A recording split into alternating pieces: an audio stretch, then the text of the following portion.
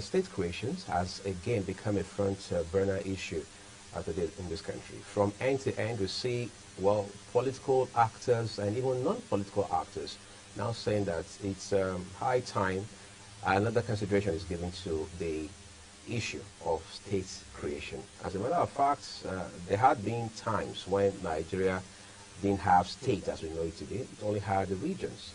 Today, we have moved from 9 states to 12 states, all the way to 36 states, aside the FCT, by the way. But the question is it states, in this case, more states that the country needs at this point, or is it a matter of paying more attention to the existing states as they are today, strengthening their base across fronts, making the governors understand their roles in the first instance, what they should do for their respective states at that level of subnational? Because some people say, well, it appears the priorities are being misaligned by calling for more states to be created, and their argument is simply based on the fact that, as it stands today, the existing states are either mediocre for the most part or are barely struggling to survive. Well, at the national level, that conversation is big. We understand that it's part of what some persons are now also proposing, alongside the need for creation of state police and several other issues that have become of importance at the turn of the 21st century. Of course, let's also take away the fact that the devolution of power, that is big. People say let's decentralize, because what we have today, they argue, is not federalism, or some say it's not true federalism. So it's a bit confusing, and that's why we have someone this morning on the program who is going to help us find some sense here. I'm joined by Dr. Oke Ezugu. He's a lawyer and a public affairs analyst. I'll say a big thank you to you, Doc, for making our time this Wednesday morning. Thank you very much. So let's start from somewhere. Are we misaligning priorities by saying let's create more states, instead of saying let's look at what states are even robust or vibrant enough? Where exactly do you stand in this conversation? Well, over the years, we've always had this agitation for state creation. It has always provided the necessary distraction, political distractions, at critical moments. Like now, we're in a critical situation. Because of the election in 2027? Yes, we're in a critical situation. We are looking forward to 2027 election.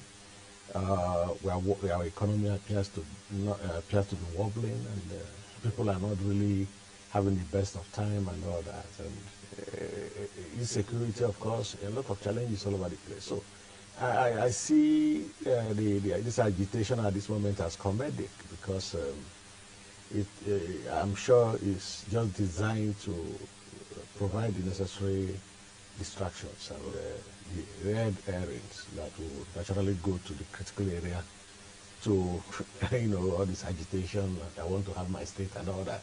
And as soon as that happens, every attention is now diverted to that area. And then the real situation, the real problems in the country takes the back burner. So that's what I feel.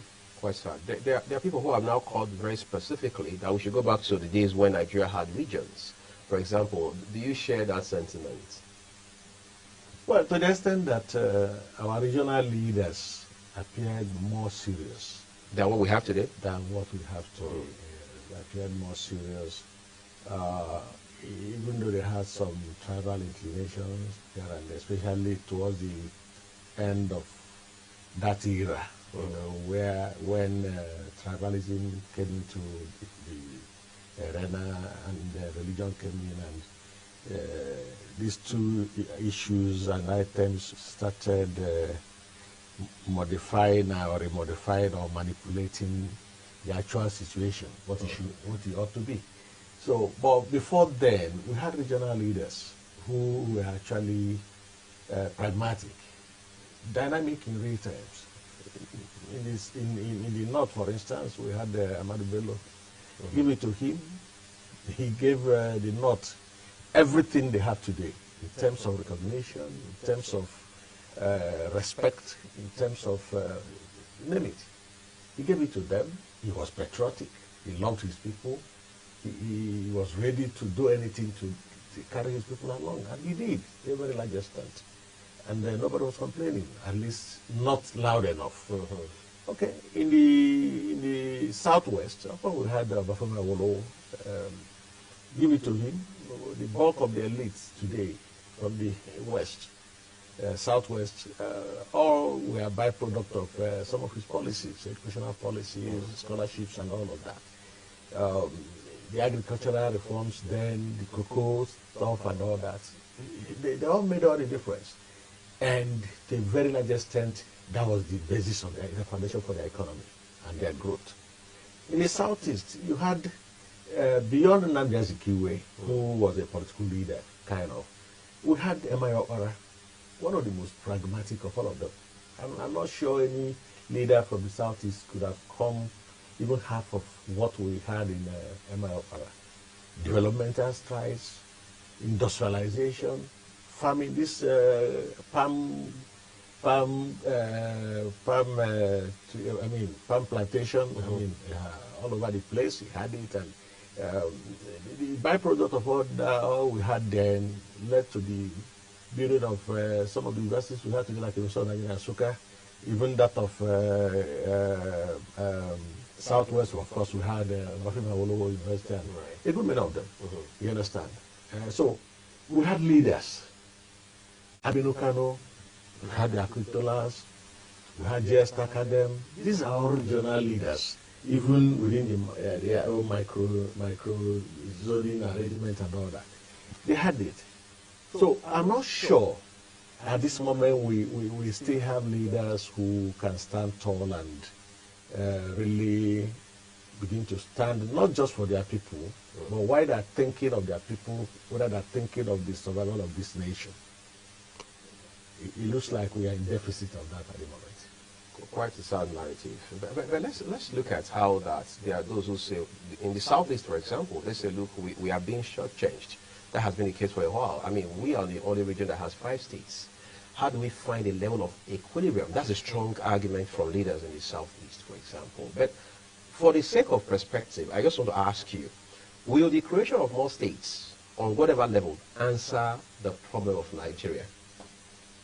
Well, it's not going to answer the problem of Nigeria, because the problem of Nigeria, of course, it's beyond state creation. Beyond state creation.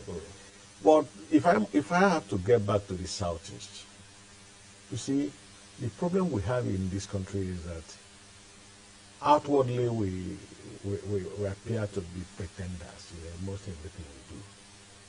If you're talking of equity, if you're talking of justice, there's no reason why you cannot give the southeast one state to make up for the imbalance, even if it's not going to balance, because I know some states have about 7, some regions have, zones have 7 or something. But at least minimally 6 can go. You understand? We had old agitations. And like I said, like I keep saying in some other places where we've had reason to talk about this, we had provinces, what we call provinces, in just immediate post-colonial period. Right. In the 60s. Yes, in the 60s. We had the provinces. At the moment, some of these provinces, almost all the provinces have become states, except a province like Nsukka province that is agitating for another state now. They don't have. They have not been fortunate to have a state, and that's an old province, provincial capital. Nsukka, for instance, is an old provincial capital. And then we had the Goja.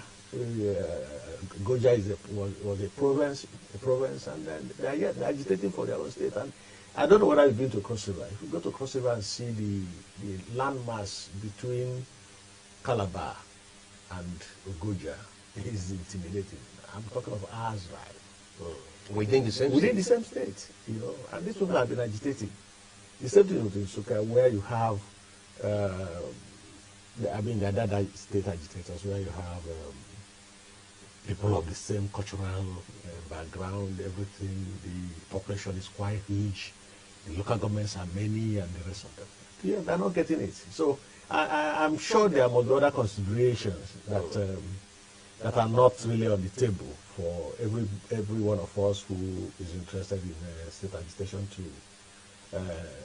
to harness or something. It looks like that's what I feel. But what I'm saying is that beyond even the southeast, they should go back to the drawing board. Look at those old provinces that today are still struggling to have their states. They should give it to them. And there has to be a reason for this. I mean, you are taking a policy step. There must be a reason. If Mr. President wakes up tomorrow and say, look, every other province in this country has gotten a state, remaining this is that, maybe Jebu or something, you know. Now, it is necessary that we give it to them. That's equity. Right. That's fairness at work. It doesn't have to be because it is southeast. I don't know what I get. Right. Yeah, it doesn't have to be because it's southeast. But I want to, I mean, maybe at this point we should just do a bit of pivot. And separatist agitations in Nigeria have become rife in recent years, whether it's in the southeast or even the southwest. And we know, quote unquote, some of the drama that has ensued on account of these agitations. What's the best way to get around this? Because obviously we're not ready to have that conversation about a referendum just yet. Yeah, you cannot really rule out separatist agitation, even in smaller terms, because, and like I keep saying, before it gets to separatist agitation, there must have been internal dynamics that have been weighing down a number of persons, or a group of persons, unattended to by those that should attend to it. So it's just like when you put explosive in a bottle and cork it. And of course, explosive is explode, it will naturally explode. Right. But it is possible again that if it is not corked, and there is a leeway through which any of the components could find a way, it's even possible that it won't explode. Right. We are talking of chemical or whatever. Yeah, but that's a gamble. That's a gamble, how to say, yeah. So, but what I'm saying is, when people are being marginalized, development is taking place in other areas and are not getting. They are being underrepresented wherever they are. For instance, in this country where you have a state having 40-something local governments, and some states have maybe seven local governments.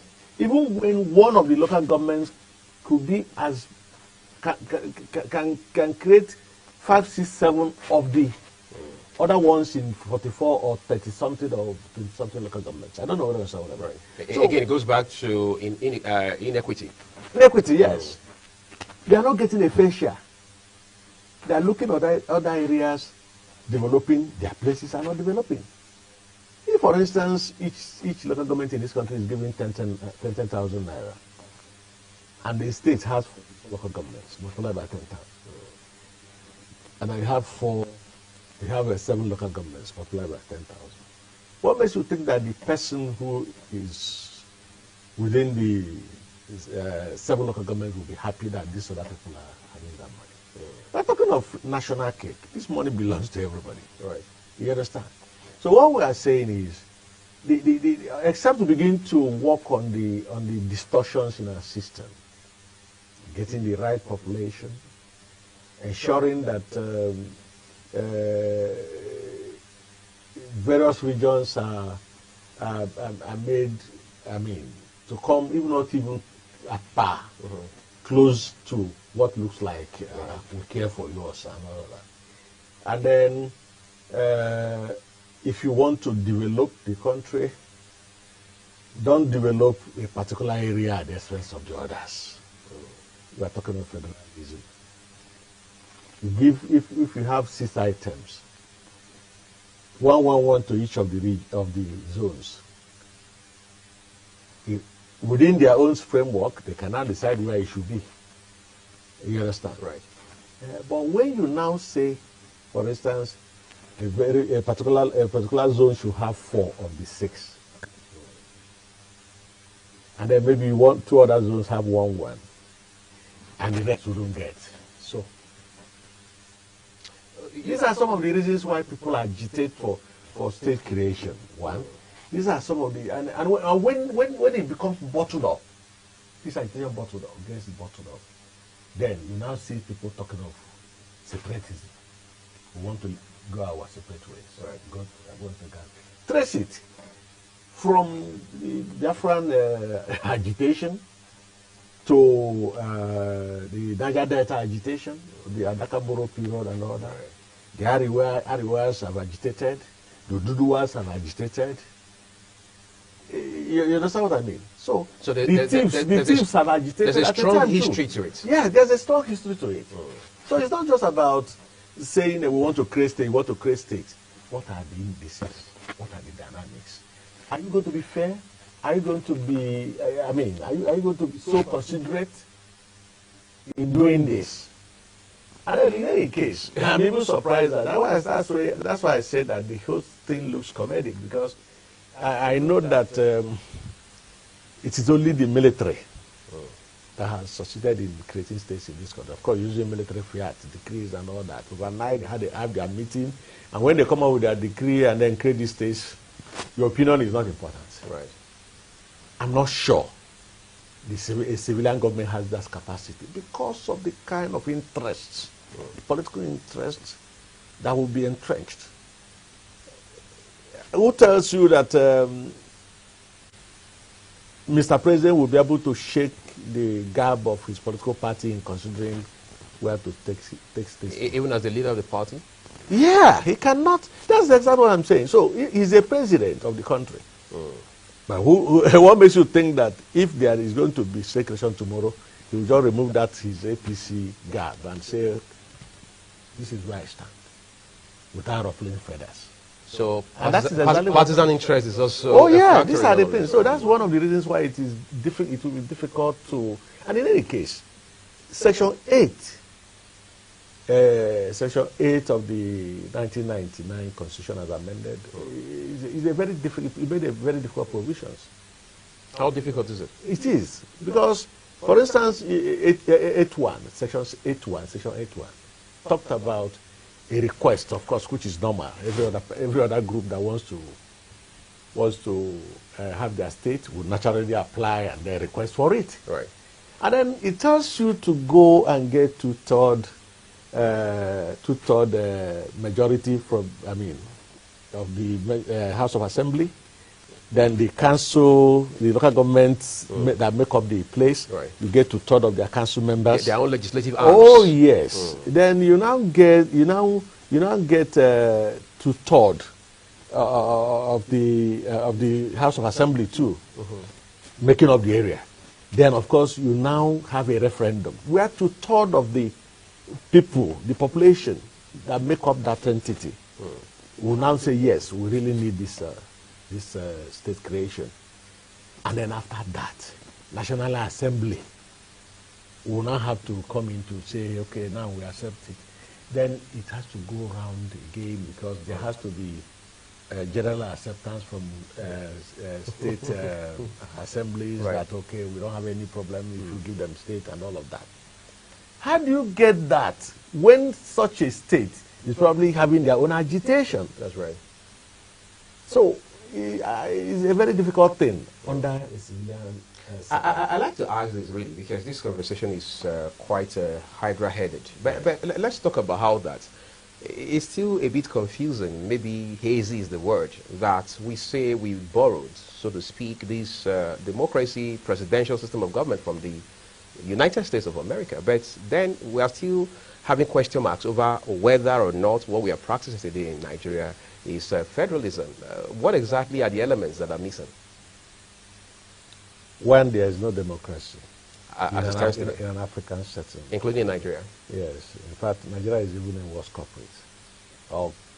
That's for me, I believe that Nigeria, by now, considering our trajectory, over the years with the up and down, civilian regime, military regime, civilian regime, military regime, over time we are expected to have grown beyond where we are at the moment. You understand? Where you don't need to be coerced into voting in elections, and nobody should stop you from voting in an election. and nobody should stop you from campaigning for whoever you prefer, your preferred candidate in elections. And then we should have passed the stage where we are talking about glitch in our electoral system. We should have passed the stage where collection of results is an issue, and announcement of results is an issue. As far as I'm concerned, it appears we are almost back to even the pre-independence period was not even pre-1999. No. Far back beyond that. Right? Apart from the June 12th, when that was the only time we would have gotten it right. We would have gotten it right in 2012 because Nigerians. I was serving somewhere in Sokoto State, and I remember that very morning we went out for elections. I came out and saw people queuing up. So when you come, you queue up behind whoever. This is SDP, this was SDP, this was NRC, and freely, and there was no quarrel. We all did that. The electoral officers counted us, noted the results, and we all dispersed. And they transmitted. There was no issue. And before the close of the day, the result was virtually known, except that the usual process of processing these results had to, So, we would have gotten it again right in 2023 because a lot of dynamics came on board. People were made to believe that, yes, this was democracy in action. Come and vote, your votes will count. So much money was expended on acquiring all manner of equipments and all of that for INEC. I'm not sure there was anything INEC requested for that they didn't get within that period. So there was no paucity of funds, for example? Yeah, there was no paucity of funds. They did request, I'm not sure they requested for it, because we spent almost close to 400 billion naira.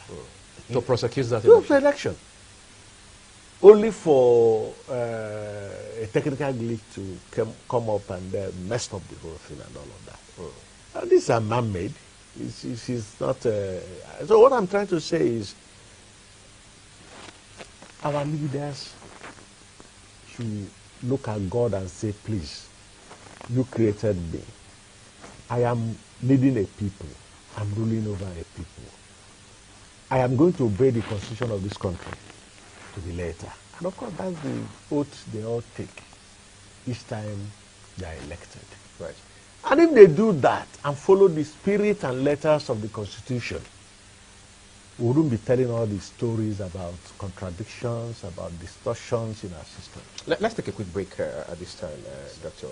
Ezudu, because this is, again, one very a stretch of a conversation. When we return, we'll talk about the subnationals. What exactly are they also lacking in terms of driving developments from bottom to top? Stay with us, everyone.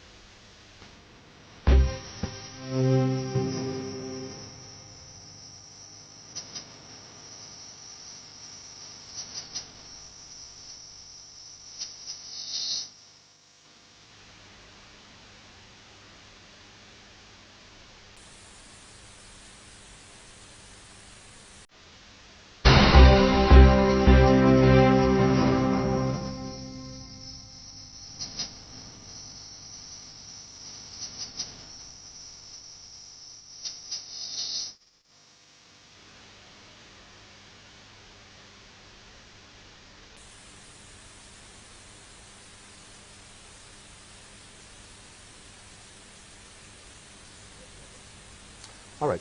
Quite frankly, this is where we are going to just switch gears, as I say, to look at the subnational. Dr. you know, it happens it's almost like the standard practice. Every time there's a problem in the country, all eyes by default, I don't know if it's an impulse or instinct of some kind, will turn to the federal government. So everybody is talking about the president is not doing that, the federal government is not doing this, and blah, blah, blah, blah, blah. Do we really understand that we have subnational governments, from the states to the local government, for example? How much are we driving development on those levels? Because, yes, while on the one hand, there are people agitating for more states to be created, what are the existing states, all 36 of them, doing as of today? Some of the states appear to be doing well. Some of the states appear to be doing well. It's not about, you see, this mentality of let's go to Abuja, take this money and come and divide. The monthly allocation. The monthly allocation. I think that appears to be fading away gradually because the 2023 election threw up a number of issues that today, if you go to the social media, you see people who will be asking their representatives, their senators, their local government chairman, what did you do with this so and so money? What did you do with this so and so money? Right. And then if there is any development anywhere, you still see people trying to monitor whatever thing that is happening there. Sometimes if the value is jacked up or the contract sum is jacked up, you see people agitating and all of that. And if you do a shoddy job, you still see some people who will now come up and say, hey, come on, this is not a good job. And because the social media has provided all the leeway for people to really ventilate whatever thing they feel and all that, even though sometimes you see some fake news and uncut stories and all that. But what I'm saying in essence is that by now, states should begin to believe and know that it's not going to be business as usual, whereby you must go to Abuja to collect an allocation before you do anything in your state. States must begin to look inward. Some states, I won't name them so that it wouldn't look like I'm campaigning for them, but some states are actually doing well, getting involved in businesses, trying to invest in businesses that could generate revenue, generate employment, and the rest of them.